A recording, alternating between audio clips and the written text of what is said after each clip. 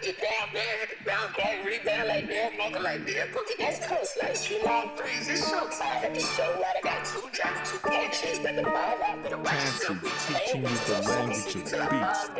Back to reality, ooh, there goes the gravity. I'm floating on my own, my niggas don't know what's wrong. They telling me write a song, you'll forget about your problems. How can I forget that I ain't got no fucking dollars? Problems, they say that I'm a problem.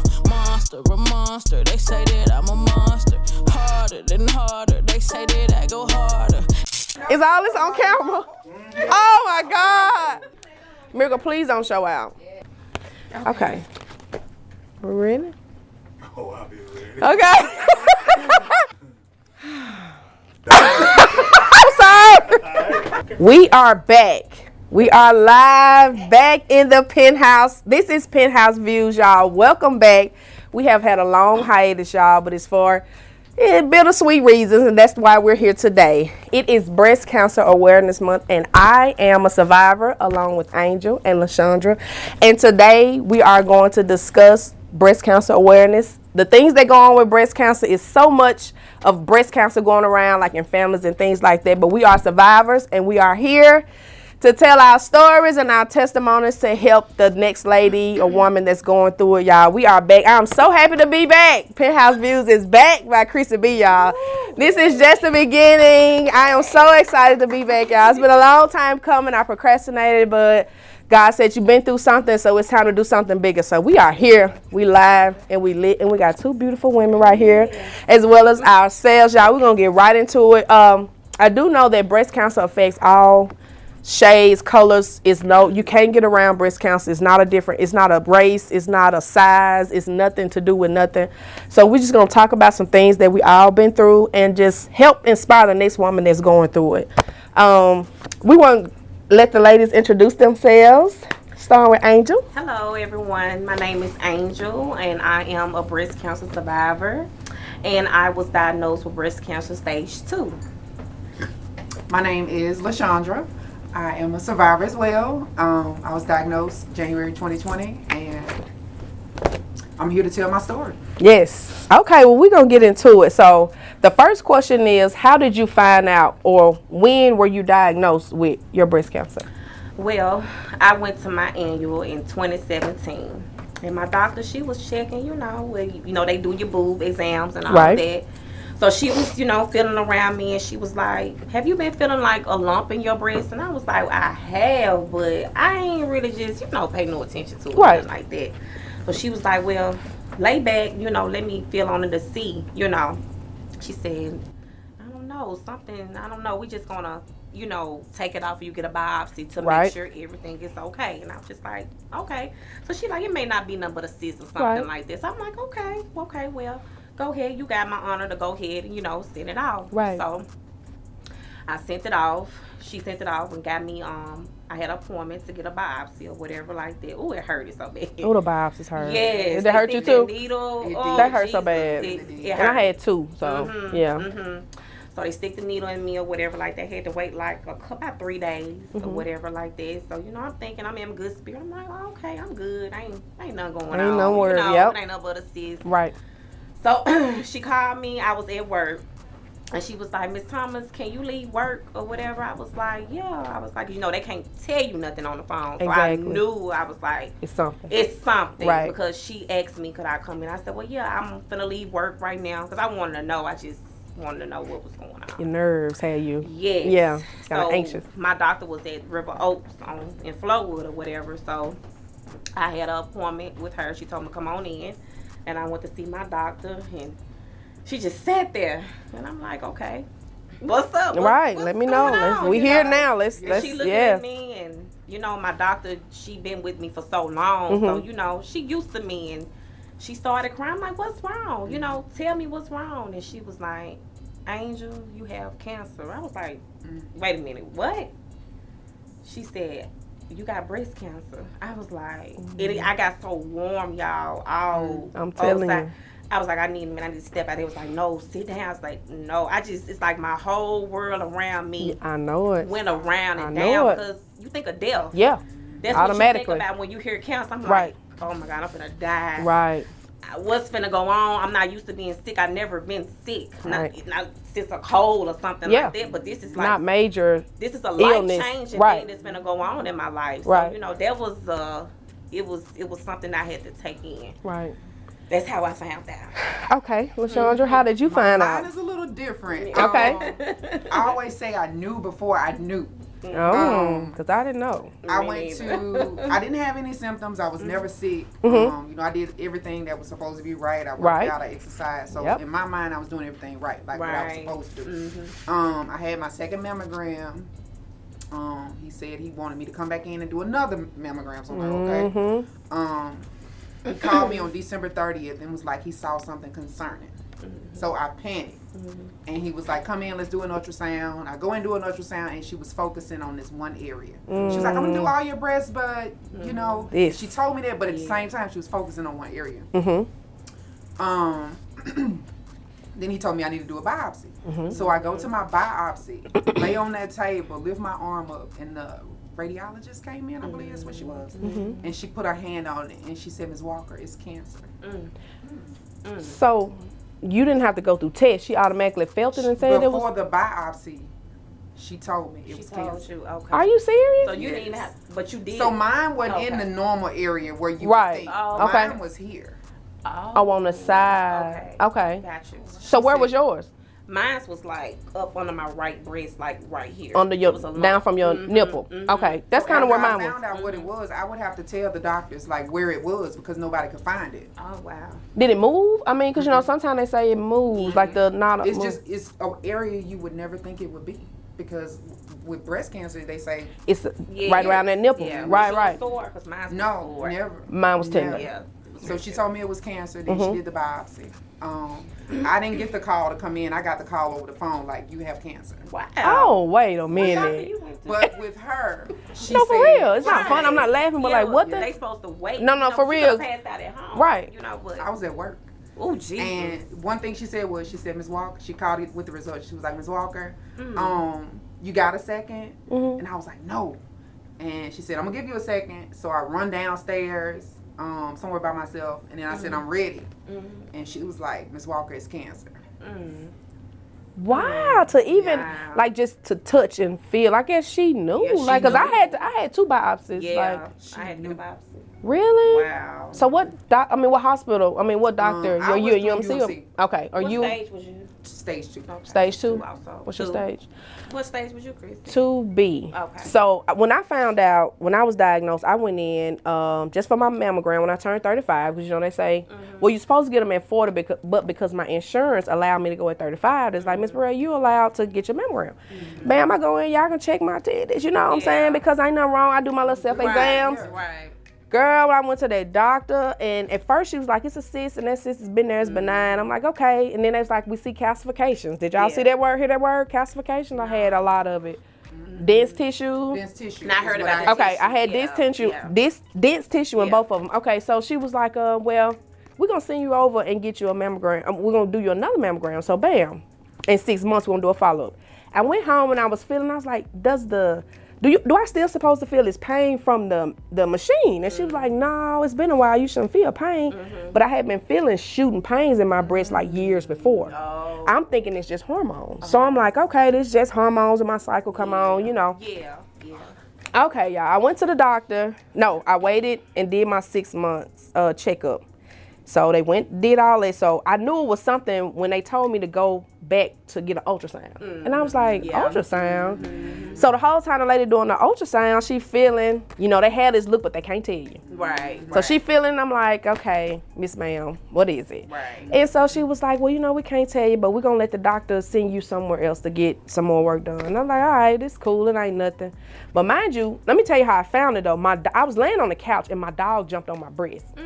And she hit the spot, and I was like, what is this? And I tried to feel it, and it's like it moved. I was like, oh, okay, I don't feel it no more, so it ain't nothing. Right. And so going back to the appointment, she's like, we're going to send you over to, like, to get a biopsy. And I went to Dr. Schamberger with UMC.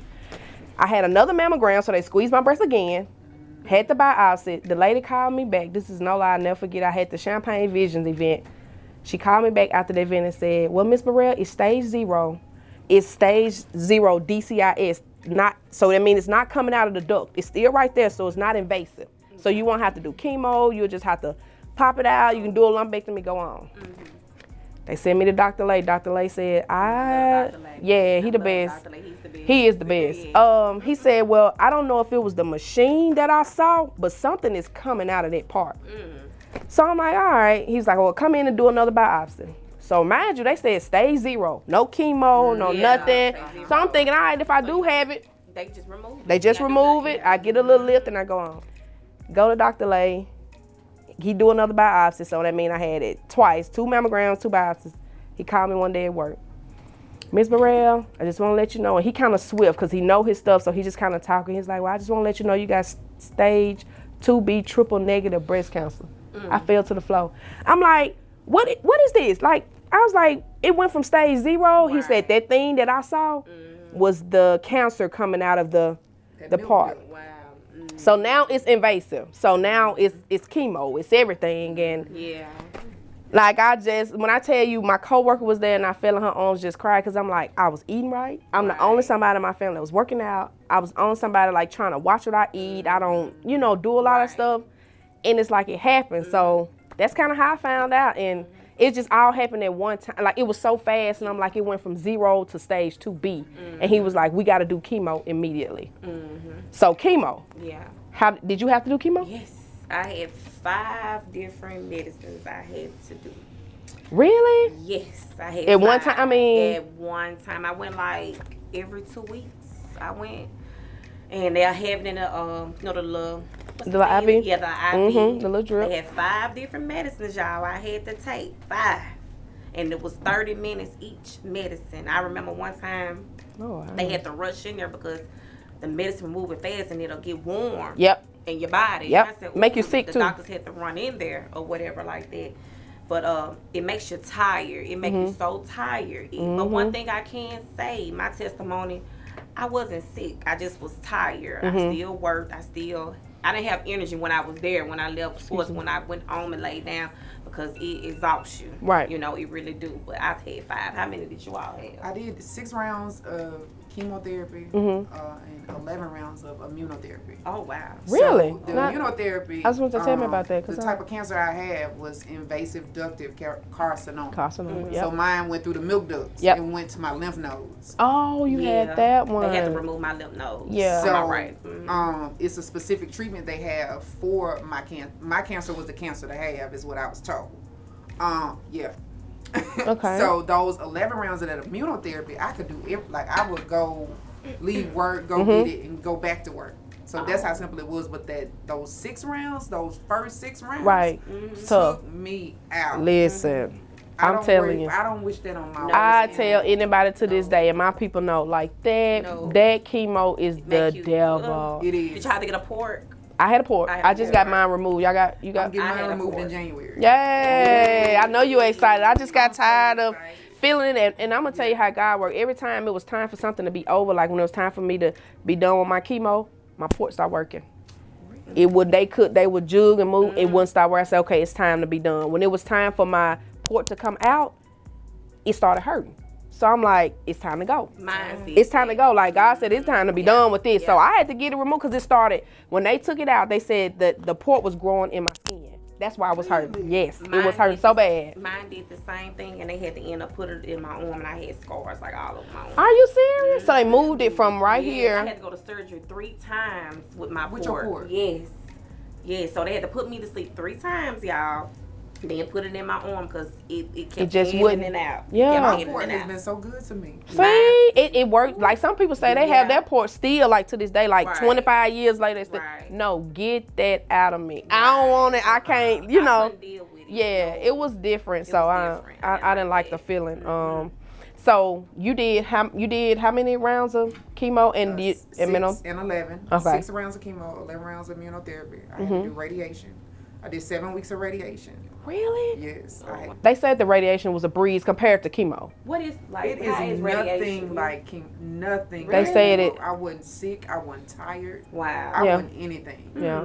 Well, the chemo kind of it drained me. Ooh, I it threw drained up. you. Yeah. I used to throw up in the doctor's office. I would try to eat. They would give me medicine, and I'm not big on medicine, so I would be sick as a dog. I'll never forget. I was in the office getting ready to get the medicine injected, and I smelled it, and I just threw up all over the lady. Yeah. I just kind of vomited because my stomach's so sensitive, and it just did me away. So I'm like, ma'am, can we just be done with that? But mine came in 2 parts. So I did the first 4 months every 2 weeks, and that was the andromycin. That's the red one. They call it Red Devil. Okay. Red Devil. And people don't believe me when I say, I'm like, Google it. Red Devil. That's the worst. Right. But that's what they say that's the best one. And then I did like, how many weeks? Like 12 weeks of like, what's that other? Taxol? Did y'all do Taxol? I did Taxol, yeah. Taxol. And it affects like your muscles and make you feel tired. Yes.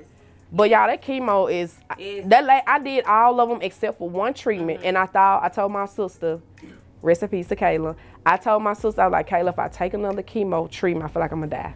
I was just that. I was to the point where like, if I get another one, I don't think I'm gonna wake up. Yeah, it drains you. Yeah, it was bad. I had got to the point where It's like a whole different feeling. Like it's just like, oh. Now, one thing chemo did to me, I had the worst and most painful acne. Oh, Like, yes. Are you serious? Was loaded. Yes, me too. I had the best face. I normally have acne, like, you know, hormonal acne, whatever. Well, mine I was didn't. so Painful. So painful. Really? And then after my first round of chemo, I got so sick. I was in the hospital after my first round. I had to get my appendix removed. Wow. Because I set up an infection.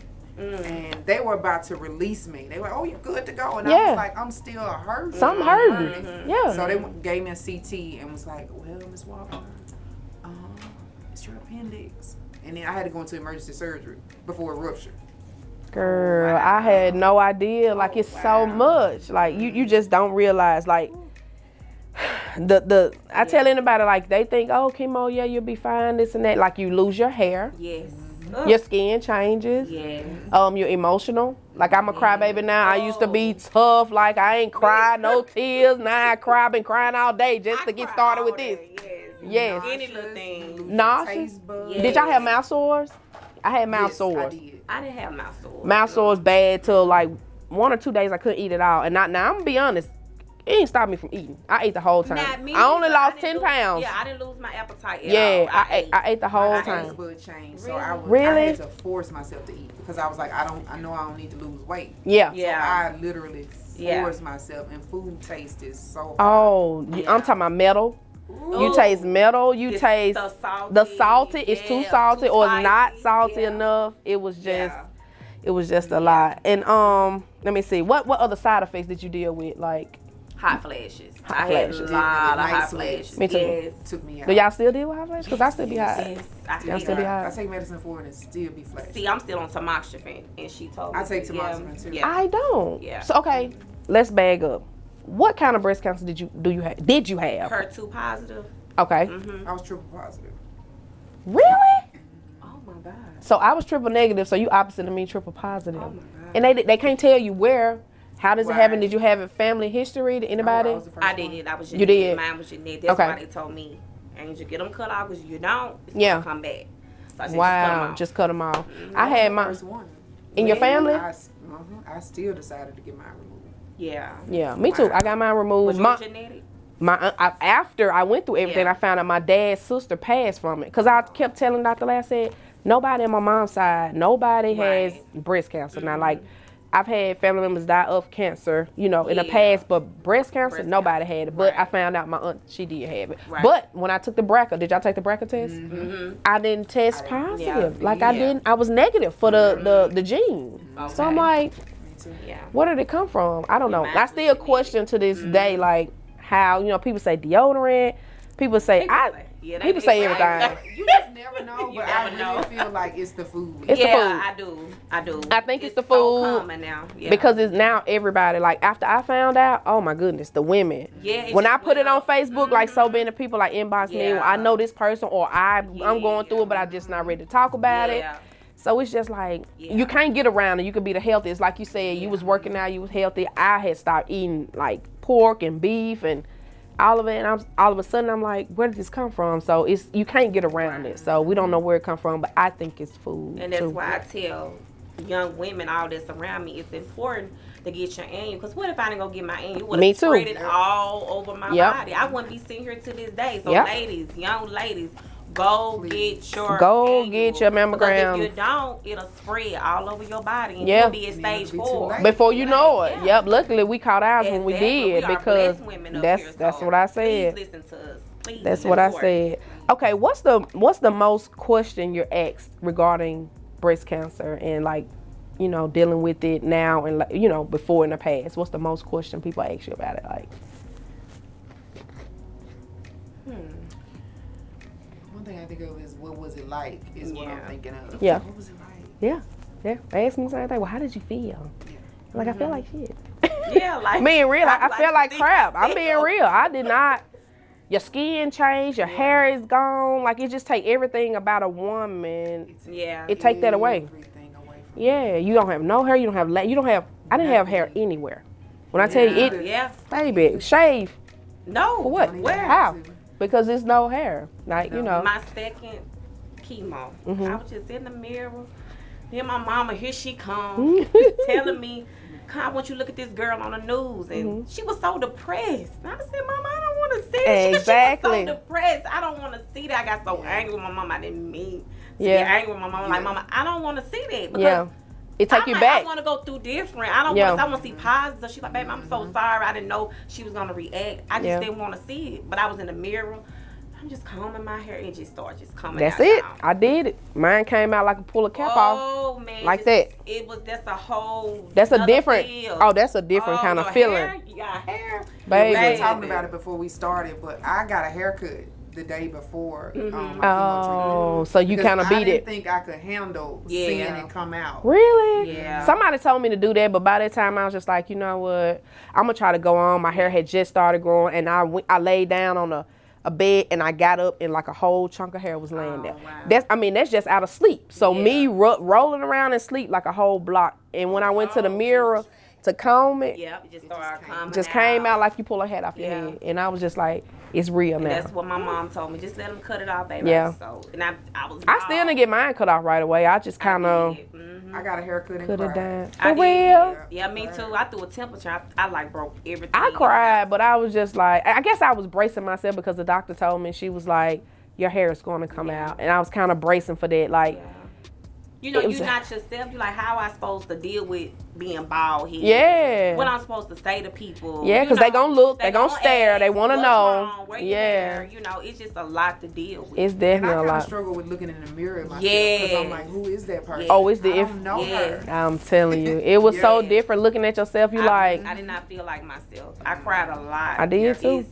It's a lonely feeling. It's definitely lonely. I tell anybody, like, people think, you know, they'll be there. Your people can be there. Like, it's okay. But if you're going through that, you're going through that. So you are lonely because the people around you not going through it. So I felt like I didn't get on social media. I didn't go out. And mind you, mine hit right when the pandemic. So mine was different. It was more depressing because the world about to fall apart. And I got this going on. I'm like, Lord, I have too many people in chemo. I went through chemo by myself. At my first appointment, I went with my mom, my sister, whatever. After then, I did like 15 of them by myself. I got to the end, and they kind of opened it up where I had like a person come in. But I did chemo by myself. Me and God in there. January of 2020. Yeah, me too.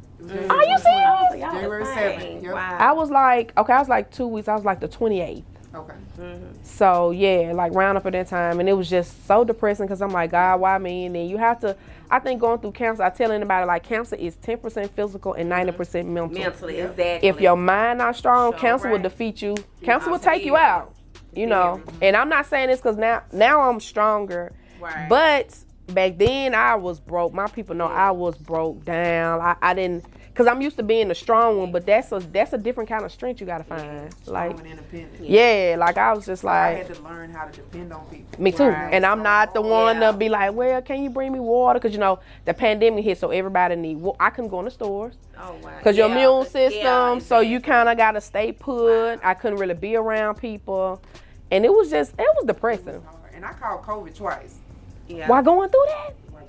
Wow. Yeah, and then your appendix. Yeah. Girl, it's a blessing to be sitting here because that's a lot mentally. That's a lot more than even physically to me. It is. You know, But like I said, we are here and we are thriving and surviving. So how are y'all healing? Like, what's the healing process behind all this? God. I tell everybody. God.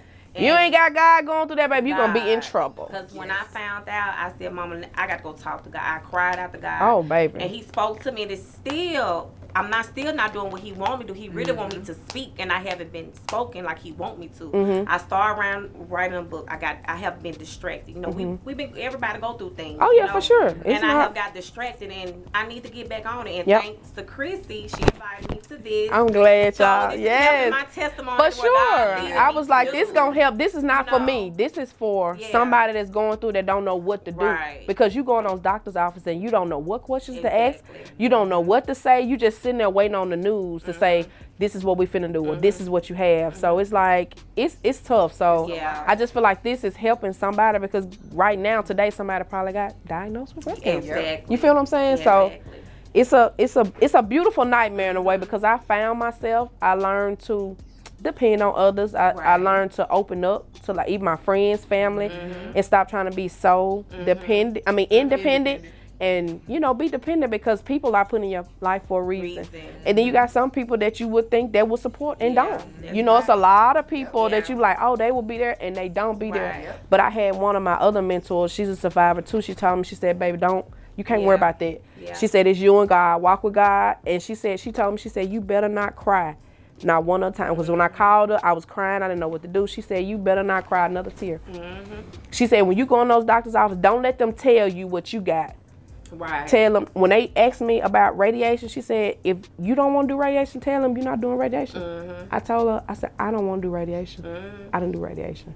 I said, because once chemo with my butt, so it with my butt. So I was like, if I don't have to do it, I'm praying that this chemo wipes it out, because I don't want to do radiation. I didn't feel like I could do nothing else. I was so toe up. It's something. It's something. It is. I mean, you deal with a lot. You know who there for you. You know who ain't there for you. Who gonna be there. But you gotta hold on to God. You got He to help you through it all. You gotta block all that negativity. You have to. Because people gonna say, "Oh, girl, Jamie over here, she had and she." I don't want to hear. I stop people immediately. Oh yeah, I didn't really want to. I'm sorry, but I don't want to hear about Jamie, because God got another pathway for me. Yes. You know. And I remember when I found out, I reached out to you, she did. and I reached out to Miss Regina. She's another survivor, like my mentor, and I was just like, what to do as far as surgery, as far as like what medicines you have to take. Like, she was telling me medicines for the side effects. She told me not to eat a lot of tomatoes, just different things. Turkey meat, red meat. Cut out the red. Did you eat a lot of red meat? I didn't. Love red meat. Wait a minute. I kind of cut back on it, because I was like, you know, they said that red meat is a little. Yeah, I had to stop. I had to bag up, and I still eat it. But I just kind of cut back on how much I eat. Exactly. And then I didn't really have a taste for meat. Like, when I was going through chemo, sometimes I didn't eat meat at all. Yeah, meat. That's how I ate a lot of vegetables, because I just didn't have a taste for it. You still ate, Sean, you still ate that meat. You did. I'm going through this. I'm gonna eat what I want. Now that's true. If you got the taste for it, right? If you got the taste for it, then eat it. If not, then let it go. Let it go. Okay, and I'm trying to see what else we need to talk about. Is there anything else you want to say to a young lady that's going through it, or in the future? Be strong. Yeah. Pray. Have faith. Never give up. Yes. Stay away from negativity. Be you, and be beautiful, and be unique, and get ready to tell your testimony. Yes. I want to say, just stay positive no matter what place you are in your journey. That's going to take you further than you realize it will. Staying positive, it's going to get you through that journey. I feel like that. You have to block out a lot of negativity. It could be family, it could be friends, it could be co-workers. Anything that's negative, you want to kind of steer clear from it, because your mind is already wondering. You already like in this zone, stress. You can't stress, because stress fuels it. I think they said like stress kind of. So you have to be strong. You have to, because if you don't, your body just gon'. I'm telling you, it'll go backwards. It'll go backwards. But I can say that I am on. Finally, after 2.5 years, I feel like I'm coming around to really. I'm in remission. We in remission, right? We all in remission. Thank God we in remission, because you know we trying to be back outside, but folks trying to heal. you know. But yes, I'm thankful to say that, you know, I actually went to a doctor's appointment today and all is well. So I'm excited about that. But yeah, surgery. Yes, this is what Surgery, I was just thinking. I was going to say, because this card say surgery. Yeah. Yes. Surgery. What kind of surgery? I had to get both of my breasts removed, and they had to remove the tumor. I was in surgery for 4 hours. Really? Yes, because, you know, the plastic surgery have to come in and remove you. Oh, okay. And Dr. Lay had to come in and do what, you know, he did. Exactly. With the tumor. Right. And honey, that pain, whew, Really? it's painful when they remove your breast. Oh, well, yeah, for sure. I had my room. Y'all had drains. Yes, Oh, yes, drains. yes. You have to keep them, and you have to walk around with them and everything. Yes, you have to put a big shirt on so they won't show through the shirt. Yeah. And it's crazy. Did you have a lumpectomy or mastectomy? I had a double mastectomy. Yeah, Double mastectomy. I did too. I did the reconstructive surgery. I think mine was 6 hours because I was the last one to go that day. Oh, wow. And then prior to it was rescheduled because my first surgery date was when I caught COVID. So they had to reschedule it. It was like a month later. Yeah. So I had the double mastectomy, a second reconstructive surgery I just had in this past May. Really? Yes. I had to do a skin graft. I got skin from my back removed and placed on my left breast because the radiation made this side, my skin so thin. And Really? so hard I read about that. Didn't know how to. My nurse calls my skin angry. She was like, that side is so angry. It's pulling. Yeah. Stretch it because it's thinned out so bad. Wow. Yeah. Well, I had a double mastectomy and I didn't get reconstructed. Okay. I got a badass bra.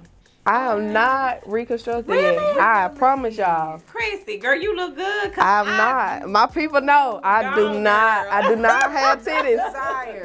Now, let me tell you, it's been a little different because when I first had it, I was like, okay, y'all, I'm not a breast person, so I'm not really tripping on it.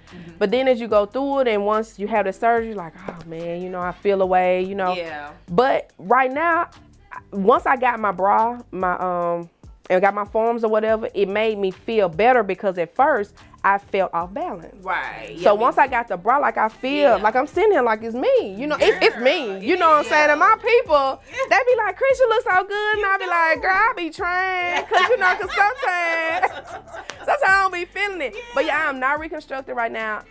When I got up from going through everything, my baby sister passed. And that took me back.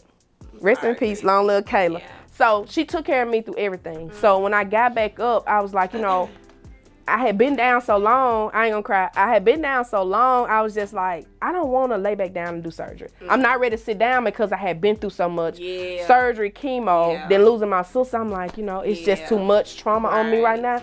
So mentally, I wasn't ready. Now, I can't say that I will and I can't say that I won't. Right now, I'm just healing mentally. So if it goes down the line and I decide to get reconstructed, then they do it. If not, y'all gonna get this, bruh. Okay?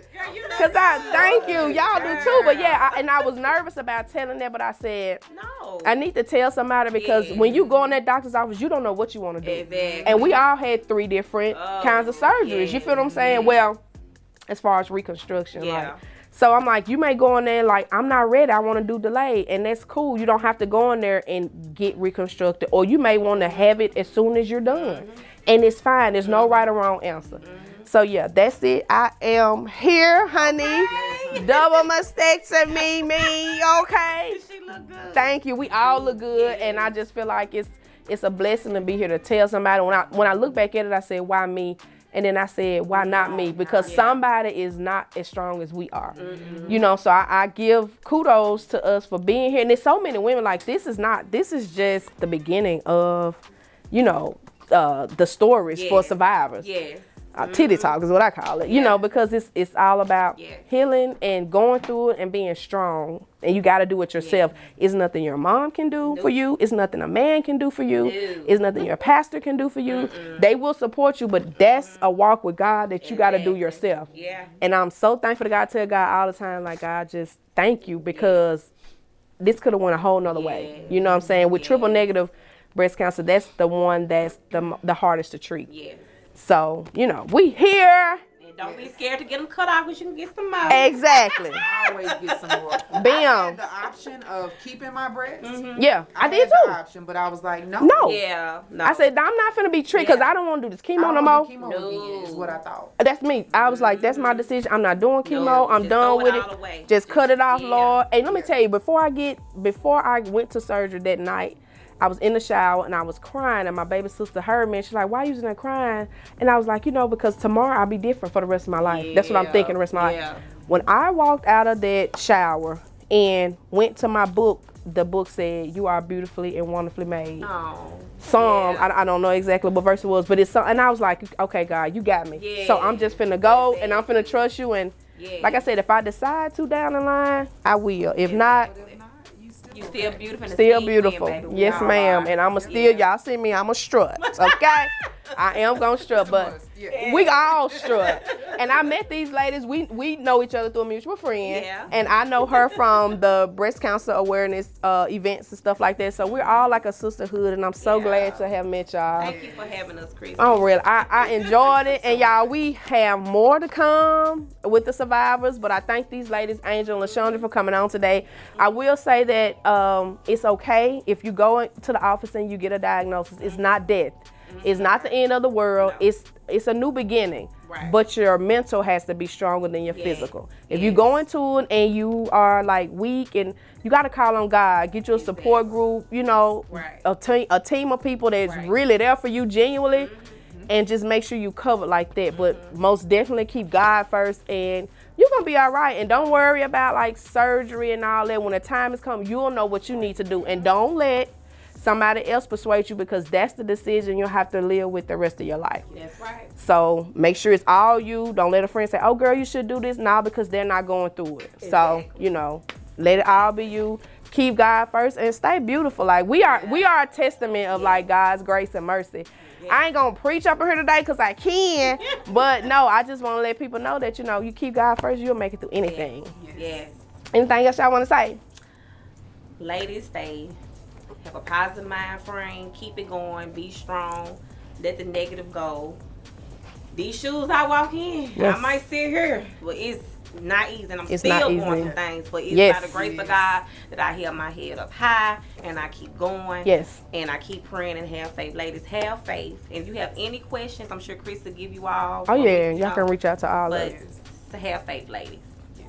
I take strength in being able to be knowledge for somebody that's going through it, because I'm always meeting somebody that doesn't have any idea. And one of the fears I had was the fear of not knowing what was next. That was so scary to me. Yes. You just keep God first. I'm telling you. Keep him first. Yeah. Yep. And like I said, keep that positive mindset. And it's gonna get you through. Everything. Yes, everything else will fall in place. Yeah. Well, y'all, that wraps up our Survivor Talk. I thank these ladies again, y'all. We are here. We are testament to God, and we're going to live. So when y'all see us outside living, we deserve. Okay? And we thank y'all for tuning in. This is just season 1, episode 1 of Penthouse Views. Y'all make some noise for Penthouse Views. Thank y'all for tuning in, and we'll be back with more. So y'all stay tuned. Y'all can follow me on Facebook at The Penthouse. Y'all can follow me on YouTube at Penthouse TV, and you can follow me on Instagram at Penthouse Jackson. Penthouse Views by Krissi Be.